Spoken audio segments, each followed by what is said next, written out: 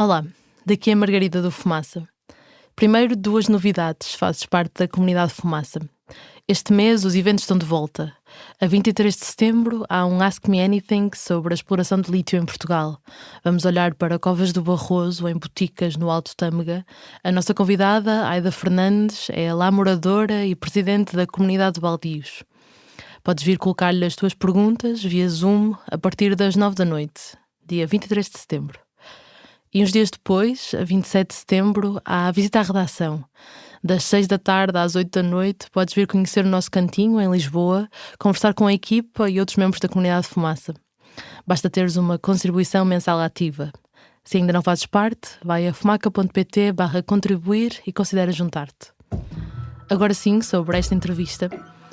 Há um episódio do podcast Love and Radio em que pensamos muito ao preparar esta entrevista. Chama-se Refraction. É sobre uma mulher e um homem na faculdade. Durante algum tempo, ela chama ao que ele lhe fez um mau engate. Depois apercebe-se de que foi uma agressão sexual.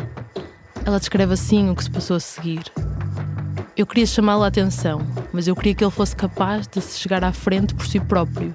Queria que ele pudesse estar ali comigo e contar a história comigo e que a história fosse exposta de uma forma que não nos colocasse nas categorias de angelicais sobreviventes puros ou horríveis agressores malvados. Eu não queria um processo formal, não queria que fosse dado um verdito. Eu queria que houvesse uma discussão e que eu decidisse com ele quais seriam os resultados. Isto, diz ela, é uma prática de justiça restaurativa, aquela que ela, como vítima, precisava. A justiça restaurativa é uma forma de reparar danos em caso de conflito ou crime. Rebecca Banwell-Moore, que vais ouvir de seguida, explica em termos mais concretos o que isto significa. Formada em criminologia, é investigadora na Universidade de Nottingham, em Inglaterra. Na tese de doutoramento, estudou o que impede e o que facilita o acesso de vítimas a processos de justiça restaurativa. E porquê é que a teoria está às vezes tão distante da prática? Esta entrevista é feita em inglês e soa melhor se ouvires com os escutadores. Faz parte da longa e demorada série sobre prisões em que estamos a trabalhar. O atual esqueleto tem 12 episódios. Um dia, daqui a ainda muitos dias, estará disponível para ouvires. Até lá, fica com a entrevista. Restorative justice isn't an American or European idea from the 70s. In fact, emerged as a confluence of African and North American indigenous practice to solve conflicts. It has been gaining importance since inside the Western penal systems in response to the criticism that current retributive and punitive justice fails both victims and offenders. Can you explain how restorative justice became this important current to reform the Western penal systems? I think it emerged as a justice process, sort of, as you say, sort of back in the 70s, and was being used in sort of an ad hoc way, sort of grassroots movement. And there was lots of pilots happening in sort of the late 70s and 80s. But we're also at a point where, as we were coming into the late 80s and 1990s, that we were seeing crime levels going up, and then this kind of view that nothing works. What can we do? Because actually we've got crime levels going up, and especially sort of focusing on youth justice, because that's where restorative justice was first kind of implemented in terms of legislation within the criminal justice system, was actually that something needs to change.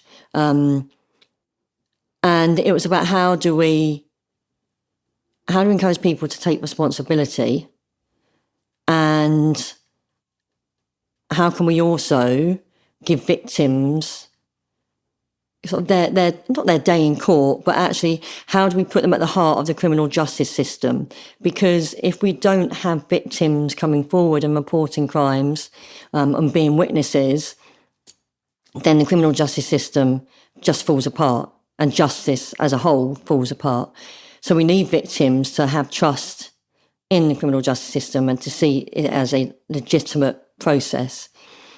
And we were seeing a lot of sort of attrition rates and victims feeling that they were not being heard. Mm-hmm. at the same time as sort of crime levels rising. So it was introduced in England and Wales within the Crime and Disorder Act 1998, and then the Youth Crime and Evidence Act in 1999, which established the youth offending teams. Mm-hmm. So it's an overhaul of how we were actually going to deal with youth justice. And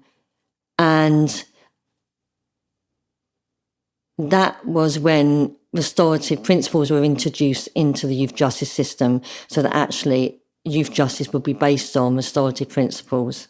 Mm-hmm.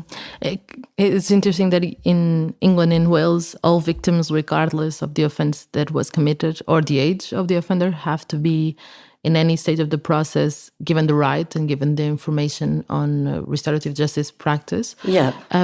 In practice, what happens? Can you explain a little bit? So in practice, we have a victims code of practice, and that introduced restorative justice within that victims code of practice in 2015, coming out of the Council of Europe's recommendations that restorative justice should be a justice process that all victims are offered or have the opportunity to participate in.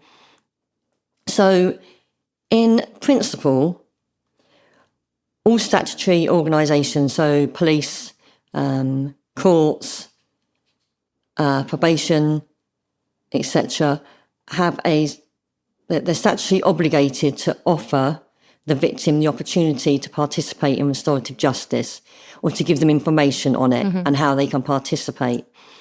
And that's where my PhD thesis kind of emerged from, to say, well, actually what we have is we have this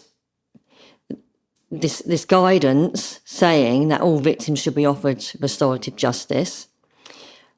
And actually then what's happening in practice is that very few victims actually get the opportunity to participate in restorative justice. So I wanted to understand, where's this disparity? What are the sort of enablers and the barriers to victim participating in restorative justice? So the big barriers are that actually victims just are not being offered it.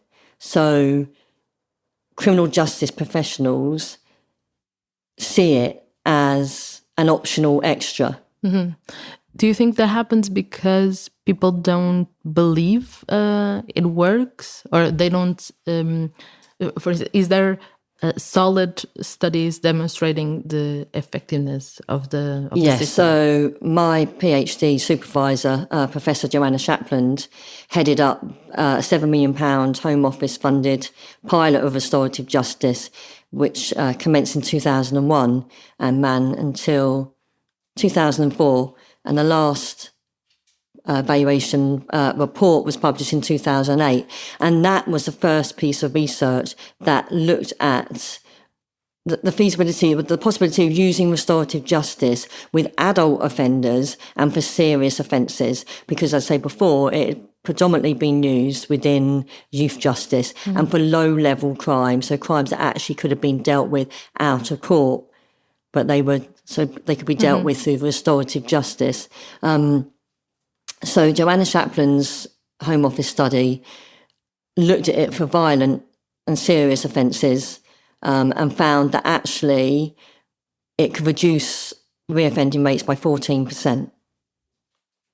And for every £1 that is spent on restorative justice, there's a £9 saving to the criminal justice system. So there is substantial evidence there that shows that actually it works for serious crimes, and it also has a cost-saving benefit to the state. Do you believe it works for a certain type of crime and not for all crimes? So no, I think it can work for all crimes, and actually that's where we talk about the harm and the impact that that crime has had, because in my study I interviewed 25 victims. 5 of them didn't actually take part in restorative justice. So I wanted to understand, why did you not take part? And those victims have been victims of either a burglary, car theft, assault, right up to attempted murder and rape. What I'm trying to say is that the offence didn't actually matter. It was the impact that it had. So I had a young guy who had been assaulted on a night out in a nightclub. He had been left with a bleed on his brain and he had been hospitalised. And when I asked him why he didn't want to take part in restorative justice, he said because it wasn't anything, it was too trivial. And then when I asked the lady who had been raped and her partner had tried to kill her as well, why she wanted to take part in restorative justice, is because she had answers, and actually for her it was empowering. And that is one of the benefits as well about restorative justice, is that it's giving victims back that power. Because as soon as they report the crime and they make a statement, they're kind of on this conveyor belt through the criminal justice system where they don't have any say in what happens next. They have no say in those procedural processes or outcomes. So it really doesn't matter about the offence type. And there's always been this conversation about, not conversation, but sort of conflict, saying, well, is it okay to use it in sexual offences or domestic violence? And there is so much evidence-based now that says, yes, it is. Of course, you need to manage the risks. But those risks can, to an extent, be mitigated. Of course, we need to take into account, well, actually, is there coercive control going on there? Is there a history of domestic violence?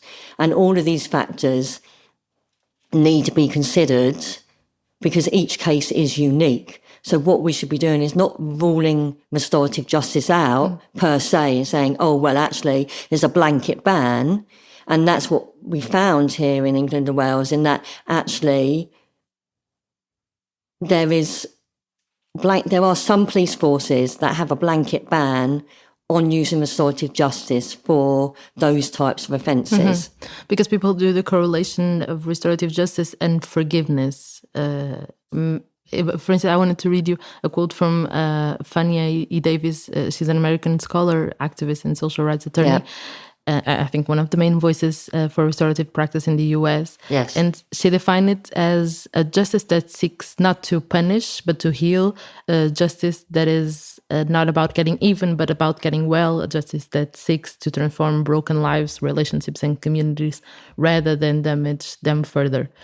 How do you deconstruct when people say that, that restorative justice is a process to find forgiveness from the victim to the offender? It isn't about finding forgiveness, but it is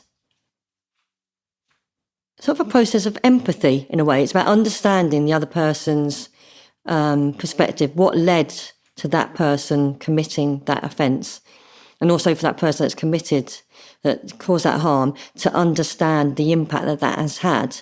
And actually, it's probably the first time for the person that's harmed to actually hear from the victim's perspective the impact that their behaviour has had.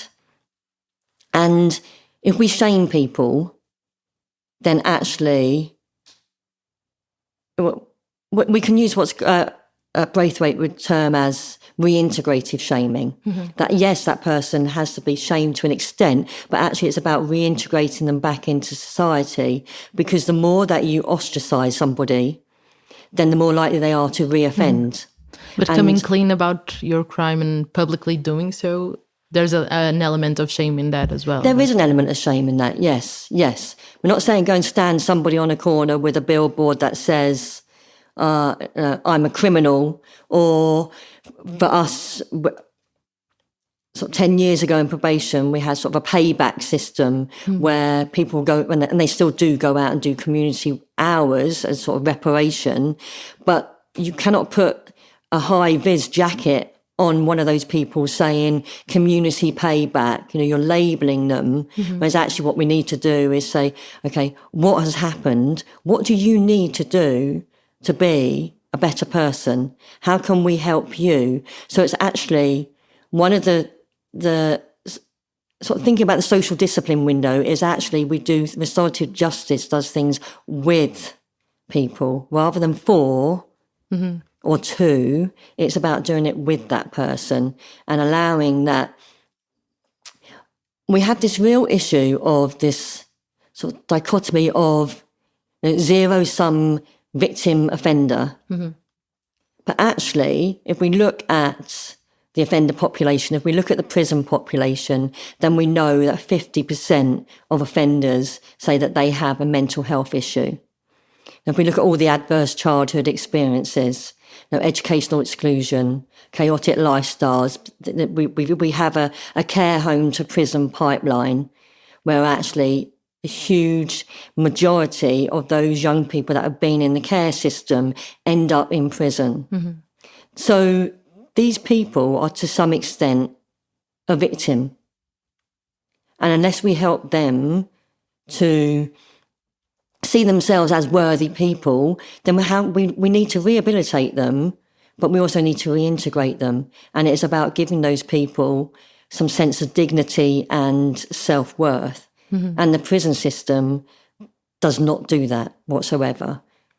So taking part in restorative justice gives people a sense of making amends. It is about making amends, that person can, as I say, either symbolically by saying, I'm sorry, or I didn't understand, I had no idea that what I did would have that impact, that you still wouldn't be able to sleep for nights. And the lady who took part in my study, the lady who had been raped and her partner had tried to then kill her, had been trying to take part in restorative justice for 11 years. And she was blocked at every single stage because criminal justice professionals are very protective. So they're either protective of their victim, because they think that they know, but quite well-meaning, but they think they know what is right for their victim. And they say, no, you're not at the right stage. This is too painful for you. Or the offender is not at the right stage. He hasn't shown any remorse. But remorse is an emergent sort of process, that happens as you go through the process of restorative justice, when it's that, what we call that kind of light bulb moment when the harmer suddenly says, wow. I haven't realised. Yeah.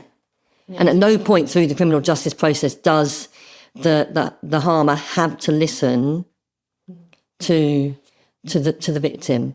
Do you think that current system just expect people to arrive at that point, to the person that did some harm, to alone or with counseling arrive at that point of realizing I did feel remorse, but not being helped to reach that point? Yes, because I think remorse is something that takes a long time. Some people can be remorseful straight away. If they've acted in a rage and they're able to understand and have that emotional intelligence, or for whatever reason they have remorse immediately.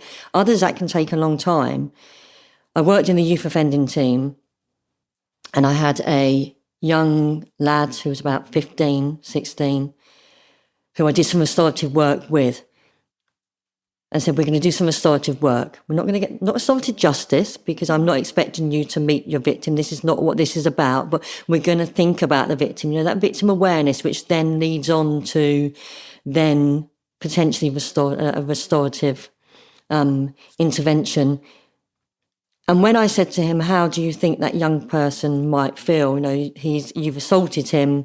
He had to go to hospital. He had stitches to his face. And then he had to come back to school the next day. And he said, I don't feel any fucking way. Basically, that was his words. It's just a cut on his head. Basically, what the hell is a cut? To him, it was nothing, because he said, put yourself in my shoes. I've had far worse than that. You haven't seen what my stepfather has done to me my whole life. So you have to deal with that trauma in a way. You have to see you have to see things as a whole, and take a holistic approach to it, and say that person. Some people commit crimes just for the sake of it, or they've got an addiction. Well, okay, let's deal with the addiction. Let's have a restorative approaches. We take a more sort of broader to people and not to their specific. It's actually behavior. Looking at what made you do that. What was going on? how did you feel at the time? Mm-hmm. What do you need for that not to happen again? And how might that feel or look like? Is it hard for people to be totally honest during the process? Yes, but I think that's why, yes, for some. And that is why restorative justice has to be delivered by trained facilitators. And I think that's where sometimes criminal justice professionals have this barrier to offering it because they feel like they don't have the confidence. In my study, across all those criminal justice professionals, there's 89 professionals, and one of the big themes that came out of it was we haven't got the confidence or we don't know enough about it. Mm-hmm. And they would only offer it to individuals that they saw as ideal restorative justice victims. So victims that didn't shout too much and say, do I want to speak to him? Yes, I bloody do want to speak to him, because if I get my hands on him, I'm going to kill him. But there's nothing wrong with anger. Or if victims were far too upset, it'd be like, oh, we won't offer it to them because they're too upset. They can't cope with it. But a victim's pain, there's literature that shows there's literature that shows that a victim's pain, you shouldn't be taking that as a snapshot. That's just a moment in time. We shouldn't take that frozen kind of perspective and go, well, that because pain changes. It has its ebbs and its flows, doesn't it? Like grief and trauma. So offering restorative justice to a victim once and then say, well, they said no, and then never offering it to them again is wrong as well. Mm-hmm.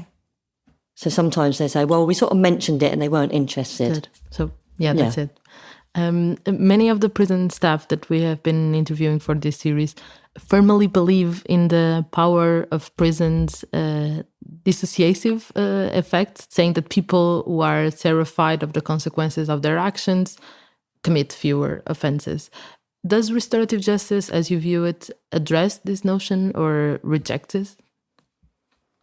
I think it would reject it, and I think that actually, as a society, a famous philosopher, and his name has gone out of my head, says that actually you should judge a society on the state of its prisons. And how can we expect prisoners to take responsibility or to change or to desist when we treat them as non-humans? It's the way that we treat them is inhumane. Because we see them as different. We see them as different, and we see them as an other, and therefore they're not worthy of being treated with respect or treated with dignity. But actually, if you treat somebody like that, then you label them as unworthy. How can they ever? Well, it's very hard for them to actually make that change, to transform into what they actually want to be. Mm-hmm. And most people want to be decent, law-abiding citizens, but that takes support, time, and giving that person the tools that they need to make that change. Mm-hmm. And I think at the moment our prison system is very much focused on punishment. We have prisoners who spend more and more time in their cells than they ever have. Our prisons are overcrowded. They're crumbling. And we have high levels of reoffending. Mm-hmm. So the system doesn't work. We're spending in England and Wales something like £5.5 to £6 billion a year on our prison system. Yet 70% of offenders will come out and reoffend within the first 12 months. Then that says that is a system that isn't broken. It's completely broken. It's absolutely, I think it's awful. I think it's an awful way to treat people, and it's a complete waste of taxpayers' money. Because when you ask victims what do they want, most victims will say, I want justice. When you ask what does justice look like, then justice actually looks like, I don't want anybody else to go through what I have been through. Mm-hmm. I don't want that person to do this again. I want this person to get the help that they actually need. But this always goes back to the idea we collectively have as a society that people have to be punished or suffer the consequences of their actions. I think speaking to many people that work in prisons or they surround prisons, even if they are very progressive on their views, I sense that a lot of people still resonate with this idea that there's have to be some kind of punishment. They don't truly believe in the idea of a restorative or rehabilitational system. They always rely on the word punish, because there's very little rehabilitative work that goes on in the prison. And when you have prisoners that are locked up for 22 hours of the day, you have staffing shortages. So here in England and Wales, and since about 2012, when Chris Grayling did his benchmarking, then we had our staffing levels absolutely cut. So staffing levels are now 26% lower than they were over a decade ago. It's no coincidence, the Ministry of Justice knows this, the government knows, it's no coincidence that we have had severe cuts to the prison system service, including staffing levels. We've hemorrhaged staff, so staff retention is very low. How do you get that power? Because there's only one of you, and you might be responsible for a whole wing of 250. Somehow you need to manage that wing. So inexperienced staff will resort to use of force. Mm-hmm. We look at the levels of incapacity spray, the PAV spray, and where that's being used, then actually it's being used in situations where it should not be used, but as a first sort of port of call, because it's a way of control. However, what you have then is this kind of it just escalates prisoner violence, because in prisons where prisoners feel they have a voice and that they are heard and that they feel that actually they are treated with humanity, and they say that there's good staff-prisoner relations are absolutely key to reducing levels of prisoner violence. Addressing another, I think, common criticism. Critics say that restorative justice is sweet and benevolent and ready-made justice for privileged offenders, allowing them to avoid a trial or a prison sentence, often by paying a compensation to the victim. I wanted to ask you, is it? And also if there's a restorative approach to dissuasion of crime and to prevention of crime. So in terms of compensation... And being sweet, I think... Here in England and Wales, it's not an option to pay compensation before, as a way of getting out of the court process. Yeah. And some will say, well, actually, some cynics will say that offenders will agree to take part in a restorative justice process pre-trial, so pre-court, because they will see that actually it might get them a lesser sentence, or it will get them a community order rather than a custodial sentence. And maybe that is the case. I mean, there's a really good case of, an example here is a guy called Peter Wolf, and he took part in the Restorative Justice Home Office funded prison project that I told you about back in the early 2000s. He was one of the first prolific offenders to take part in the process. And he said, I only went along with it because it was an excuse to get out of my prison cell and get some chocolate biscuits. However, going through with the process literally turned, he hasn't drunk since, and he hasn't committed any crime since. And he came from a family of prolific offenders for very serious offences. And he said it was for the first time I came face to face with one of my victims and I had to see and hear the impact that my offending has. Because for me, it was just another day in the office. Oh, well, I've been caught and I've been banged up again. Oh, well, I've got, That's my life. Yeah, that's my life. That's what I how do. do I get out of this? So I think in terms of compensation, then that isn't something that really... I think for some victims, they would like financial compensation. For others, then it's more of sort of symbolic compensation. And it could be that, if you've graffitied somewhere or you've assaulted me, then I want you to go on a head injury awareness course, or I'd like you to come and do some gardening for me because you've trashed, caused criminal damage. So I think that, and that's one of the reasons also, one of the barriers to criminal justice professionals offering it sort of pre-court, because they think that victims will see that as the offender trying to get out of taking responsibility. However, yes, it could be that it's a mitigating factor, and the judge can take that into account when he's thinking about what sentence to give. But the flip side of that is that, as I said, that when somebody actually takes part in the restorative justice process, even if they're doing it because they think, oh, actually, this will put me in a good light, it'll be seen favourably. If they go through that process, then because it's a transformative process, that's where the remorse might then come in, or somebody then actually taking responsibility. Because we put a lot of emphasis on the person that's caused the harm must take responsibility.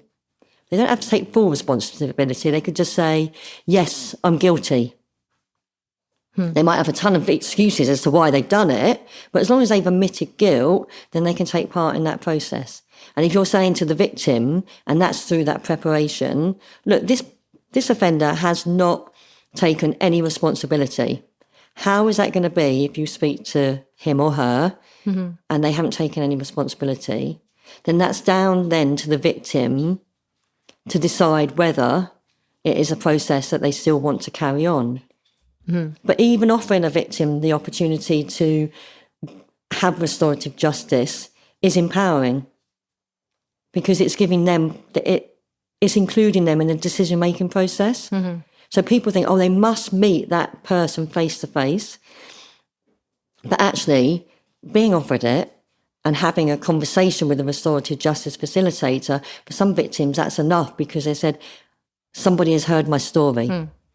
And that will get taken into account when it gets to the court process, or it might not, but somebody has heard my story. The way you're describing is always something that happens alongside or inside the judicial system, the system that we have. It's something that goes alongside it, and not that substitutes. Because also that many people have that perception that and it can be used as a substitute. Obviously, if it's for a more sort of minor offence that is not going to go to court, then it can be used as an out-of-court disposal, and it is used as an out-of-court disposal. So it can be attached to a caution, or they can take part in a restorative justice process. And it can also be done as what we class as street RJ, where an altercation has happened on the street, the police have been involved, and the police can do a little bit of shuttle restorative justice work. What we have to remember is that it's not restorative justice unless the victim's voice and their wishes have been taken into account. So sometimes a police officer will say, well, I did street RJ. And quite a few police evaluations of RJ have said, okay, so what did that entail? Well, I spoke to the perpetrator and I said, how do you think the victim might feel? Do you not think that you better go and give them an apology? But actually nobody's spoken to the victim, so that is not restorative. How can it be restorative? And do you think there are restorative justice, not justice, but practice approaches to prevention of crime. Absolutely. So what we've seen now here in England and Wales is sort of the embedding of restorative approaches within the education system.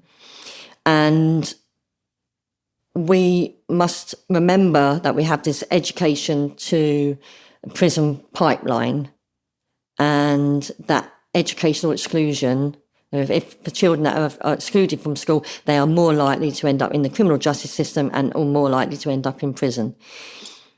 So there are a number of schools, and I would like to see this really embedded across all schools, that all schools take a restorative approach to conflict.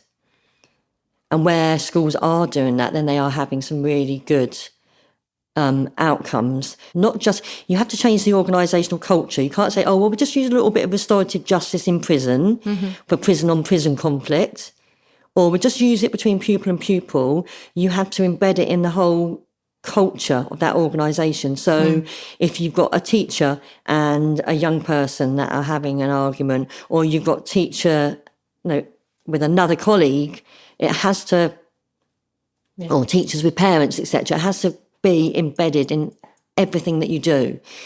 And one of the examples I've got is that it's been embedded in a pupil referral unit, which is here in England is a unit that those children that have been excluded from mainstream school will go to a pupil referral unit. So you see that there's a high level of behaviour issues in those units, a lot of truancy, and really low levels of academic achievement.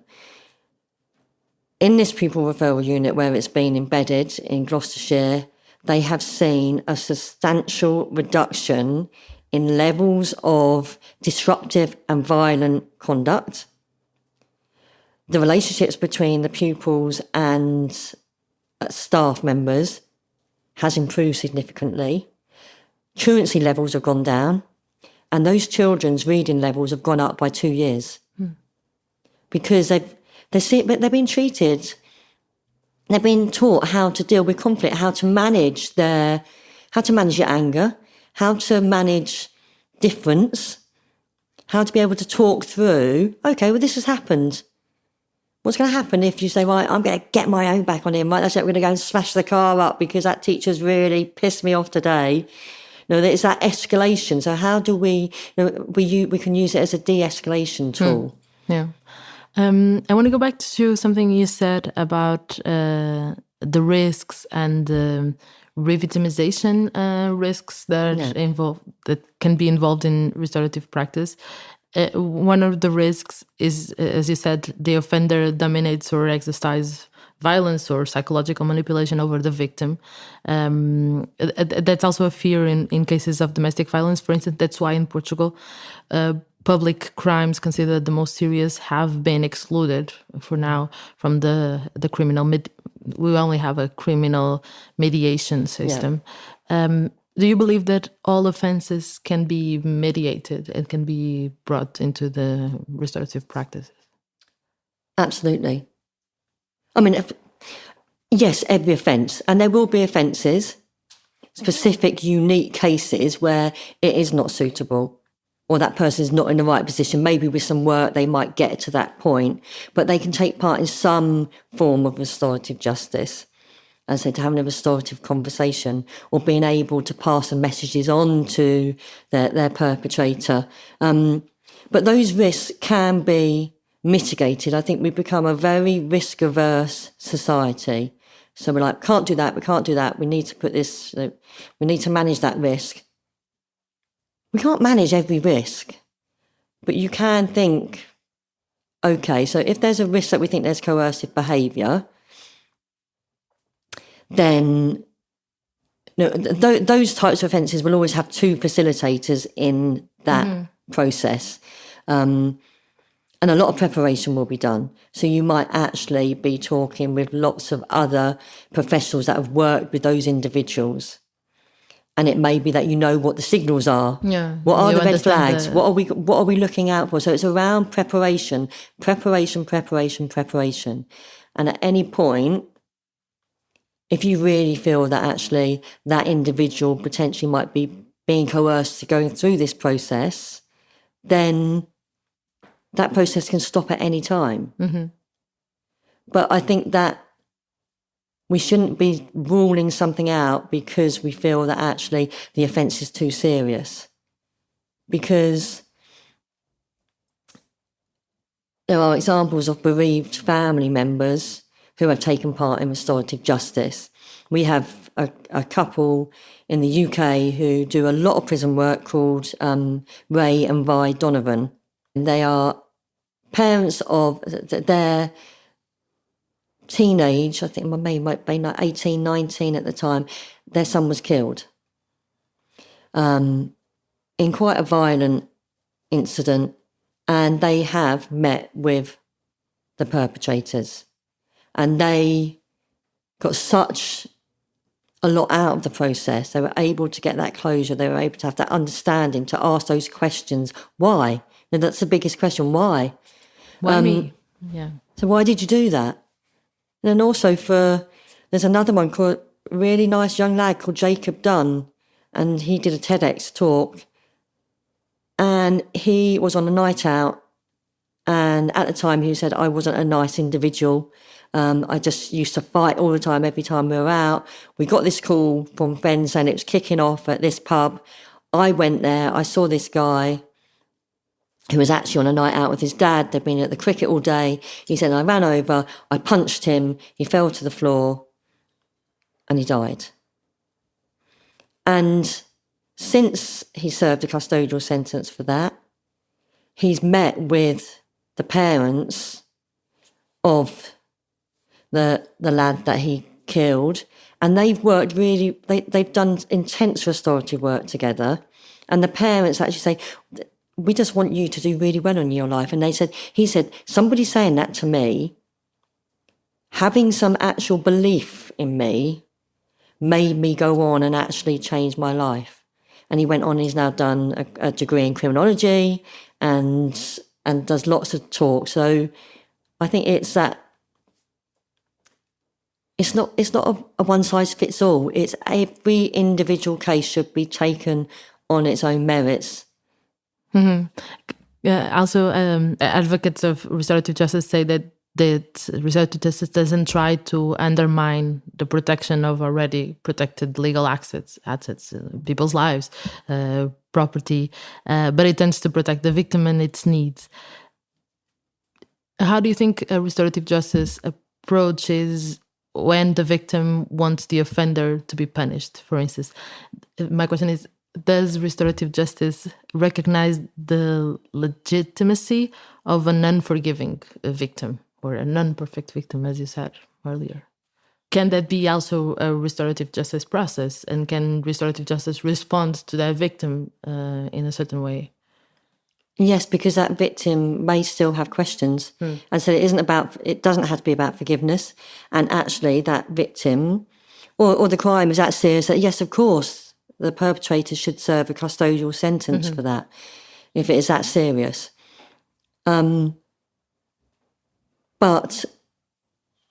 the restorative approach, using restorative justice as an approach that runs sort of complementary to that, does still give that victim the opportunity to have their voice heard, to have their needs met. Because their need might be that, yes, that person serves a custodial sentence, but they also want answers to their question. Do you think sometimes for victims, people feel that it's too much to ask of victims? So they've been through the process and they have been victim of a crime. And I think some people think it's too much to ask them to hold the moral ground and to be able to be in the same room, to be able to have that conversation. You also addressed that a little bit, but... Yeah, I think that let's have a look about the principles of restorative justice are on principles of inclusivity and engagement and giving victims agency and empowering them, that they're part of the decision-making process. So it's not for us to decide that that person is not ready, or is not in the right place, or is not suitable. It is for us, as it states in the Victims Code of Practice, that every victim now has the right, it's a right to be given information on how they can access restorative justice and how they can participate. And actually, it's for them to make that decision as to whether that is something that they wish to do in some form or another. It isn't for everybody. And some people say, no, I've got no interest. I'm absolutely fine, because for some people, it hasn't really had that much of an impact. And for others, it's to say, no, I'm not. It's not the right time now. And some people want to delegate that function, or to say, let the judge handle it. I don't want to be part of it. Yes. Yeah, of course. But actually, everybody has the right to have that option. And some victims will say that there's some victims in my study who were offered restorative justice pre-court, or actually at the end of the court process, declined, or just said, actually, it's not the right time. And one said to me, it wasn't the right time then, but actually 3 months down the line, a few months down the line, when it all settled, that's when I wanted to take part. So I went and initiated the restorative justice sort of referral myself. I self-referred. For the lady who had been raped and her partner had tried to kill her, then it was, as I said, it was something she had asked for 11 years and been told, no, this cannot happen. This is too serious. He's not in the right place. You're not in the right place. When she pressed and pressed for it, wasn't that she didn't want him to be in prison because he was serving a custodial sentence, but she also knew that at some point he was going to be released. And I think that it can help people to manage that process. So actually they are meant to be offered it by the probation service. And for that specific victim, she said that after 11 years of asking, when she eventually took part in that process, for the first time, she was actually able to go to bed, sleep all night, and she hadn't checked her windows and doors 10 times before she went to bed. And that was the first time in 11, 12 years. Because you've got those answers. You've kind of, in a way, I don't like the word closure, because you can never, for some people, you can never have closure, but it's an element of closure, that you've got an understanding. Or for some people that they've been able to put a face to a name and say, yeah, that's what that person looked like. That person that assaulted me, or that person that raped me, I had this monster in my head. And there are other rape victims that have spoken about this, that actually I've got this, I visualised him as this monster, as this overpowering person that had all of this control. And actually, when I met them and I saw their face, I just had nothing but sympathy really for them, because I just saw them for the weak, measly individual that they were. So it's about taking back control in a way. It's about empowering individuals to make the decisions that they want. I wanted to go back to that idea of change and transformation into the person that offended someone else. I really like this sentence from a Portuguese investigator on this topic. She's called Sonia Moreira Reis, and she said that prisoners serving time for property crimes, for instance, have internalized that they were kind of Robin Hood, who takes from the richest. They think that there were no consequences for the victim, that the stolen goods can quickly be replaced by another good, as the story that you mentioned. And this demonstrates the need to humanize the victim. Do you believe in that power and that capacity of promoting inner transformation through restorative justice process? Absolutely, because I think for the first time that the the offender has to think about it from another person's perspective. Is that kind of psychotherapy? It's kind of trauma. It's taking a trauma-informed approach. It's taking sort of a therapeutic-based approach. But it isn't therapy. Yeah. But it might actually, I think that is it, is like saying that when restorative justice is done, what does that person need? What are the needs? Because we can't just do restorative justice and leave victims and offenders to just get on with it and go, oh, there you go, we've done this piece of work. We fixed Off you go. Because actually they probably need to be signposted to other agencies to make sure that they've got the support. And actually, if we have prisoners that are taking part in a restorative justice process, then you cannot just send them back to their cell and say, oh, okay, well, you've done that. Thank you very much for opening up. Thank you for listening, and you've taken responsibility. But there's an element of, that guilt and shame that has to be worked through, because you can't just leave somebody to hold that. So it's about saying, no, you don't want to leave people feeling.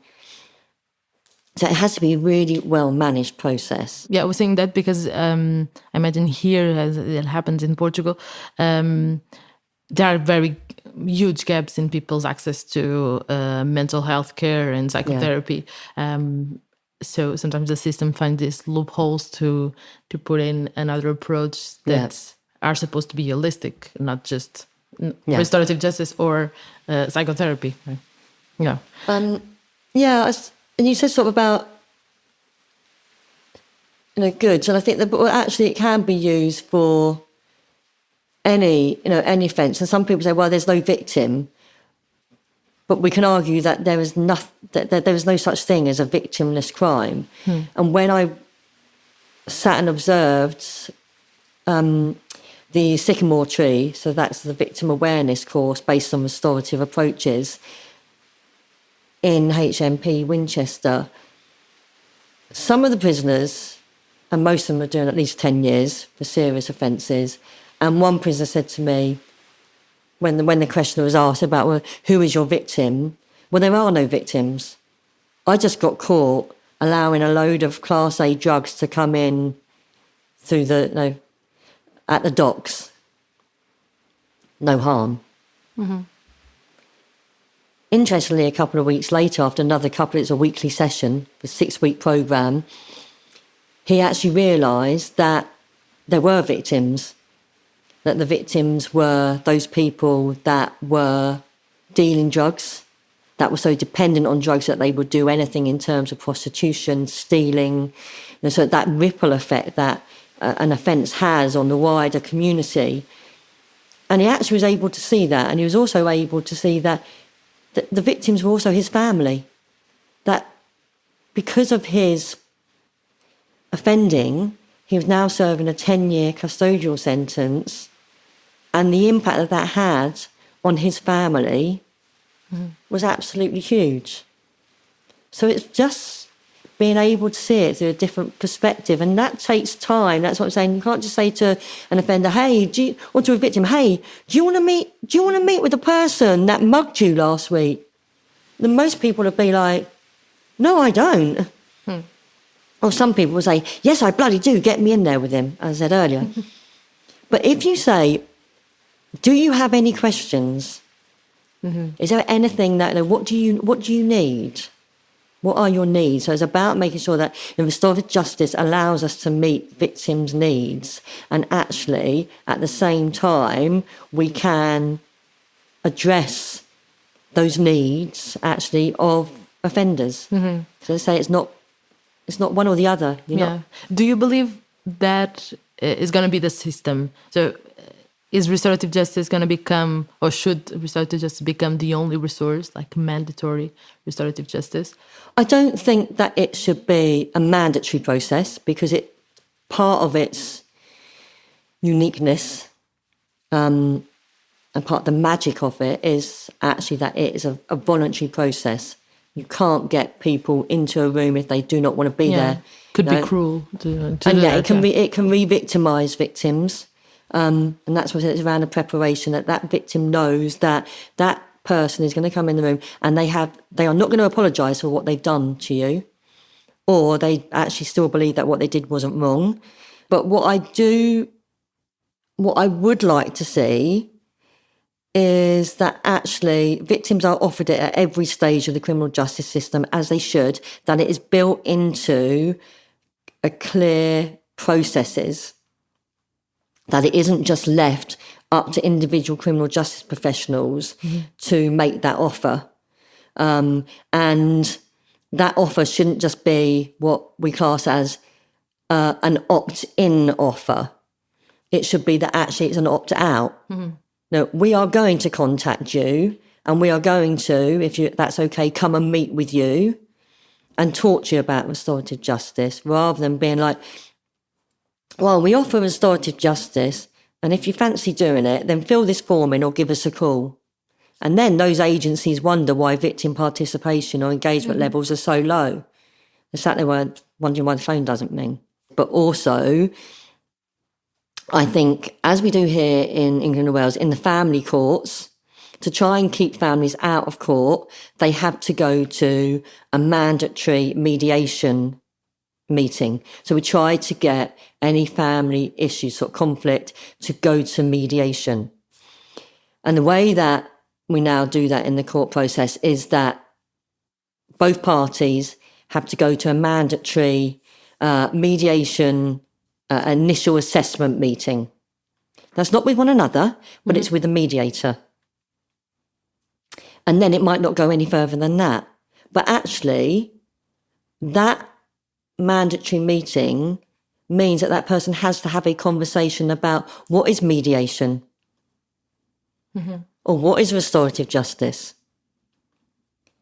And then it can come back, because actually we have the legislation there. We can defer sentencing. A judge can defer sentencing for a restorative justice process to take place. It never happens. Why does it not happen?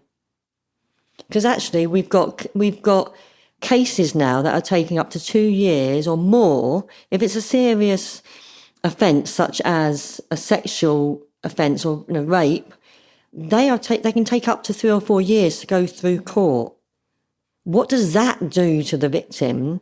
Whereas actually you could be doing restorative work or an intervention leading up to that. You may then get to that point where they say, actually, that's fine, I'm okay. But you're doing more harm by just leaving people without any restorative work being done. I want to ask you one last question we always ask. Do you believe in a world without prisons?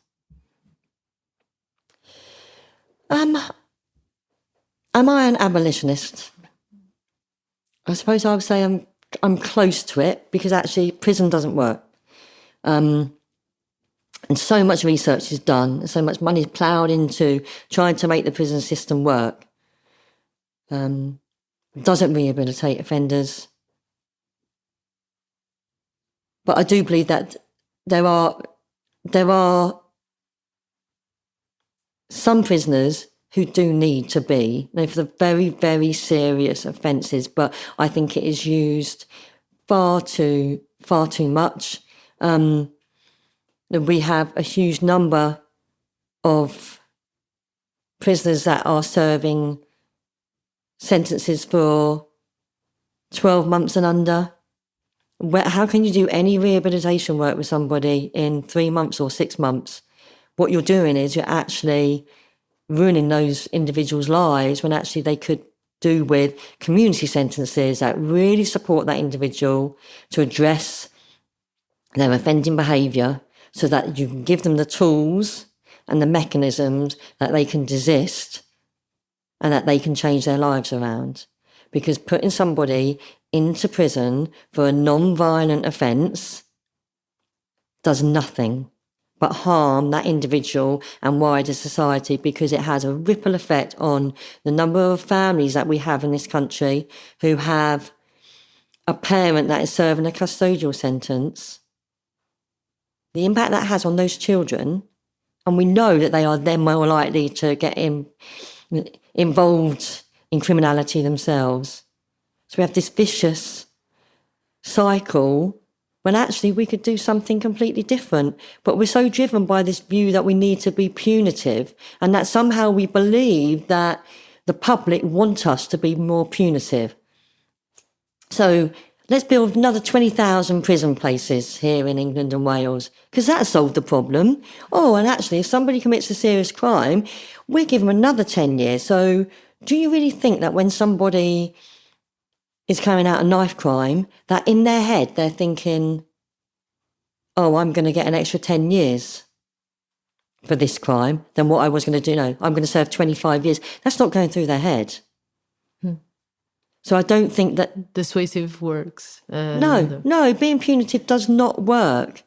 Actually, what we need to do is to take that real preventative approach that deals with the structural inequalities that we have. We have high levels of social inequality. We have swathes of young people that are disengaged, that have no hope, that actually live in poverty and feel that the only way that they can get status or that they can achieve anything or keep a roof over their heads is by being involved in criminal activities. So we, I think, as the state, I say the word we, but we have a responsibility to make sure that we address those social inequalities and that everybody has opportunity. Thank you so much. You're welcome. Esta entrevista foi preparada por mim, Margarida David Cardoso, com a edição do Nuno Viegas. O som é do Bernardo Afonso. Fazem ainda parte da equipa Fumaça Fred Rocha, Joana Teresa Batista, Lucas Grimo de Freitas, Luís Marquês, Maria Almeida e Ricardo Esteves Ribeiro. Se queres contribuir para que o Fumaça continue a existir e um dia esta série sobre o sistema prisional veja a luz do dia, vai a fumaca.pt/contribuir e dá o que puderes. Essas doações pagam mais de 40% do nosso orçamento. O resto este ano é coberto por bolsas da Fred e da Limelight Foundation. Os contratos estão em fumaca.pt/transparência. Até já!